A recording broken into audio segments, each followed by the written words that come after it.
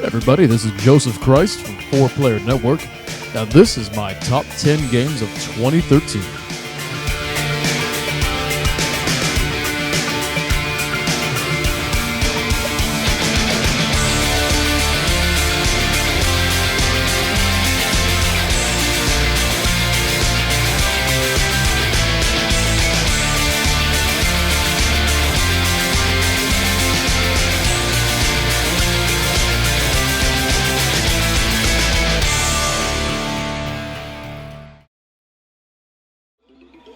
When immigrants came to America through Ellis Island, a door to a whole new world opened up.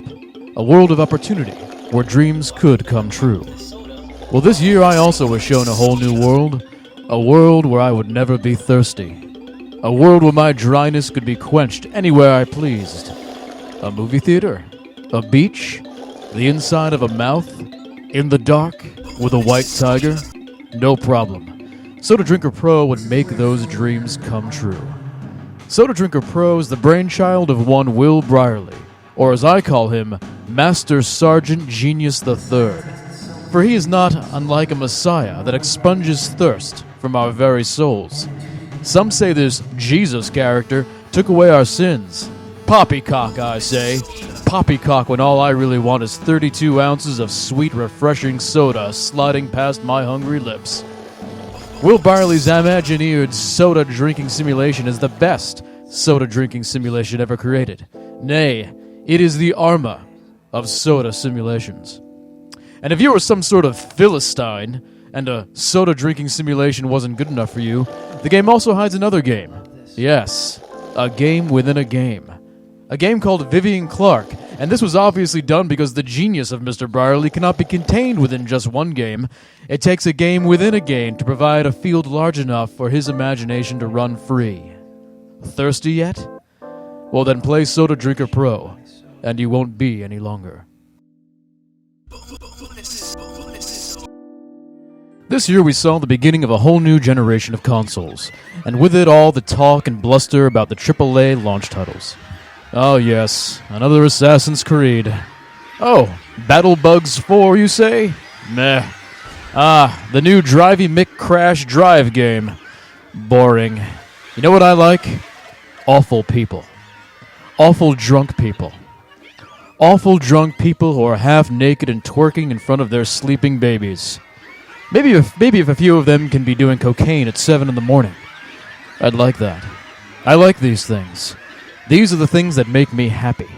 So you can imagine my joy when Sony Playroom delivered.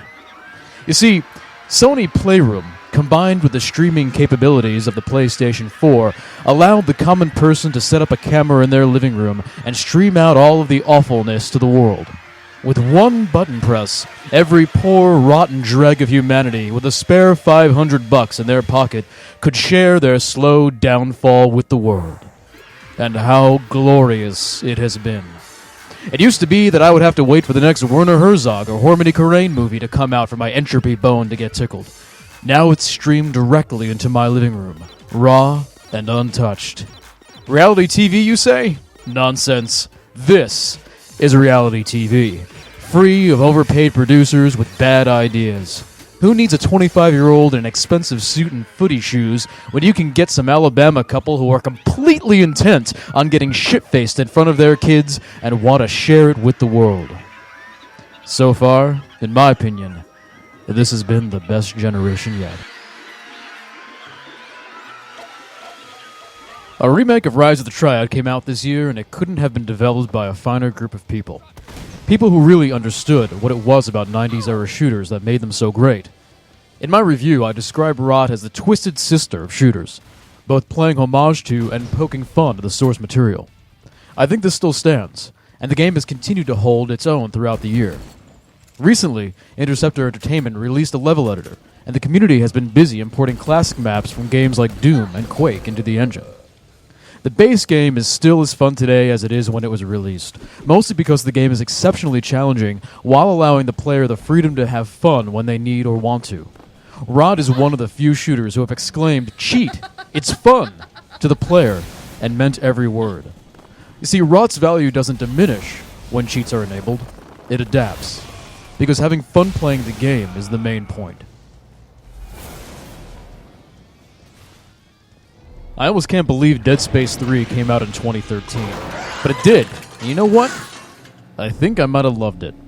I spent a lot of time thinking about the game once it was over, and even though many lamented the more action-filled entry to the series, it was really one of those games I enjoyed most this year, and I think that came after I finally accepted the game for what it was and started to have fun with the mechanics. The mechanics just feel good. Though not traditional Dead Space, the game puts the character in situations that feel more like a Space Hulk game, and I'm fine with that. And the cooperative sections were a blast to play, especially when the game brought in the schizophrenic episodes that one player would see and the other not. I also enjoyed the weapons upgrade system, even if to do so you had to ignore the microtransaction element. Yeah, there was a lot of shooting. A lot of bang, bang, boom, boom, bang, boom, boom, bang, bang, boom. But it feels good, and is done well, so it's really hard for me to chide a game for providing something that's enjoyable. Did I enjoy it more than Dead Space 2? No. But Dead Space 2 didn't come out this year, did it? Overall, though, I've just really grown to love the Dead Space games, and I think that's because I just really want an Event Horizon experience, and this is the closest I'm going to get. Like, when it's 3 a.m., you're drunk, and the grocery store is closed, so you have to go to the gas station and heat up a frozen chicken sandwich in their microwave. I mean, sure, it's not the best food in the world, but in that state of mind, it's the best thing you've ever eaten. You know, now that I think about it, I might hate Dead Space. I love Samurai Gunn. Developed by Technopants, it's a 4-person couch deathmatch game, which would be perfect if you were having a party with Guar over. 4 samurais battle in multiple 8-bit environments with one-hit kills to a maximum number of fatalities, followed by a sunset background final face-off if 2 players are tied. The environments are also destructible when hit by swords or gunfire, so the levels are constantly changing. Battles are frenetic and fast, so that looking away from the screen at all or losing concentration for even a second will result in your death. And with each death, the game stops for a split second to focus on your demise in glorious kung fu movie style. Samurai Gunn is one of those games that you can just get sucked into when playing with a large group of people. The pull of just one more game is huge, and I only wish that Technopants would have done more to enhance tournament-style play. The only thing holding Samurai Gunn back at the moment is the lack of a console release, but that's changing in 2014. When that happens, and it comes out for the PlayStation 4, I think you can expect it to blow up in a big, big way. I know, Grand Theft Auto 5 in a top 10 list? Bold choice, Joseph. But I can't help it. Not only did I find it one of the most enjoyable games of this year, I thought it was the best Grand Theft Auto yet. Put that in your cock and suck it. Sure, I could wax poetic about the awesome graphics of the huge world, but it's really the characters and the systems that really shine for me. Grand Theft Auto 5 is actually at its best during the cutscenes and outside of missions. I say the cutscenes because the characters are just so damn enjoyable to watch, and I say outside of missions because that's when the game stops putting you into a box and just allows its systems to take over. Yeah, some of the missions are interesting, but you know what's not interesting? When the game makes you fail a mission simply because you didn't get into the particular car it wanted you to get into. Look, if I want to do a drive-by in a garbage truck, I should be able to do that. But it's when exploring the open world, free from these constraints, that the game shines the most. Running people over and watching the EMTs who arrived to help them beat the crap out of someone who ran into the ambulance because they stopped in front of the road. That's where GTA shines. The characters are also just written and acted so well, and also tend to solve the disassociation problem evident in GTA 4, where Nico was supposed to be a somewhat sympathetic character, but then would kill people by the thousands. Now we have Trevor for that. I actually found myself choosing characters that fit my playstyle at the time. If I wanted to go on a rampage and kill cops and throw their bodies at prostitutes, I chose Trevor. If I wanted to play it cooler, Michael or Franklin, was my choice. So there it is. Grand Theft Auto 5 in my top 10 for 2013. Yes, I know, that makes me a horrible, terrible person. Just wait till you get a load of number 4. At number 4 on my top 10 list of 2013 is Bioshock Infinite. And I think the best thing I can do is simply do a dramatic reading of Hans Rapp's Haters Gonna Hate. Haters gonna hate. I laugh 'cause you fake. Lol you mad 'cause I do something that you can't. Double tap again, going back to the bank. Go and hate all you want. No, I'm something that you ain't. Real life, you know me as the bitch layer, but in game, you see me playing Witch Slayer. Listen closely, hater. Can you hear that hat trick? Whipping out the shotty, and I make your ass flip. I'm physical, but play style's magic. Do the math. Me plus your team equals tragic. Doombringer? Have it. Winning is a habit. Rolling on my floor, all you got is a hatchet. I solo but roll deep if there's a problem. But I'm sure with these items I can just solve them. Growing so much stronger, I just feel like I'm evolving. Persistent with my killings, everywhere I am revolving. My enemies never seem to live to see another day. Snare, you little punk, you thought you could get away. Just to mess around, I'll watch you die from a venom spray. They disconnect watch as their picture fades to gray. Haters gonna hate. I laugh 'cause you fake. Lol you mad 'cause I do something that you can't. Double tap again, going back to the bank. Go and hate all you want. No, I'm something that you ain't. Your stats make me snicker. Your scout first picker. Oh my god, the way you type is just the real kicker. The way I juke is something you gotta see. You could call it something like the Fonzie D Odyssey. Rookies like to watch me. I'm something like a prophecy. See me in the lobby, you're like, sorry team, I gotta leave. You just got your greaves. I got a lot of cheese. The way that I dominate is just like Monopoly. I control every aspect of the game. Even if I'm blacksmith, when you die, you call me lame. You cry every time that you die. Excuses, why do you even try? Like Slither, I'm so sly. Like Ziffer, I'm so fly. Haters gonna hate, but I'm high in the sky. Gotta say goodbye to those who do reply. I'm still QQing. Wipe that tear from your eye. This was the year I was supposed to be completely sick of zombie games. But then State of Decay came along, and I just didn't know who I was anymore. The great thing about State of Decay, though, is that it's not really a zombie game. I mean, it is, but it's more of an apocalyptic survival game than anything else. The zombies are really just one more obstacle to survival, but can really be replaced with bees, or lizards, or Mormons. No, much like George Romero's Day of the Dead, the focus is on the people, their relationships, and just the fundamental act of survival.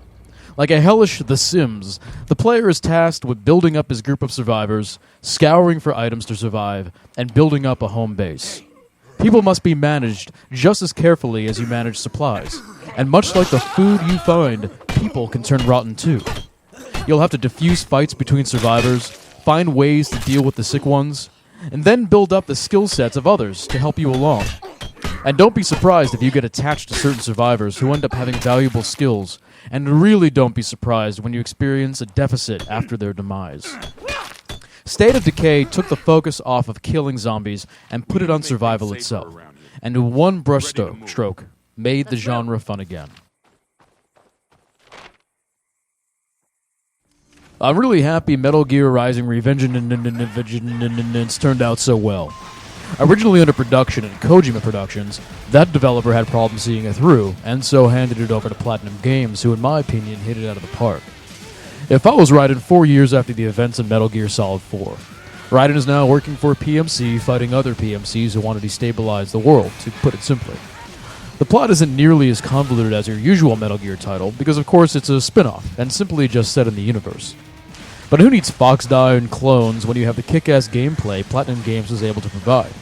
Though not as good as something like Bayonetta in the gameplay department, Revengeance holds its own with some fantastic action combat, a new parry system, and a cut mechanic that allows the player to slow time and cut their opponent to ribbons. The cut mechanic is where the real meat is. It's so good that it'll turn any mild-mannered gamer into a psychopath as they chop enemies into hundreds of little pieces with glee. Boss fights are huge and exciting without being frustrating, and the entire thing just drips with style. But of course, it's Metal Gear, and that's really par for the course. There's a lot to love about Lucas Pope's Papers, Please. From the way the simple graphics so wonderfully convey the dank country of Arstotzka, to the way the game perfectly mimics the banality of office work and frustration of ever-increasing red tape bureaucracy, while still being a puzzle game at its foundation. Papers, Please works on multiple levels of both gameplay and narration that not many other games are able to convey. The setting, combined with the intentional monotony, makes this a game you can just get lost in. And as you continue to take on the role of immigration officer, you just can't help but really want to take it seriously. You feel the pain of failure when you let someone with a weapon through the checkpoint, or sadness when you deny entry to someone who should have been let through. The player becomes one with their role in a way that is rarely achieved in games today. Did I mention that the game has around 20 possible endings as well? That's just insane. Ultimately, Papers, Please proves that oftentimes the best stories and experiences are not found in a AAA budget and a staff of 1,000. All it takes is one guy with a great idea. Everything else is just trimmings.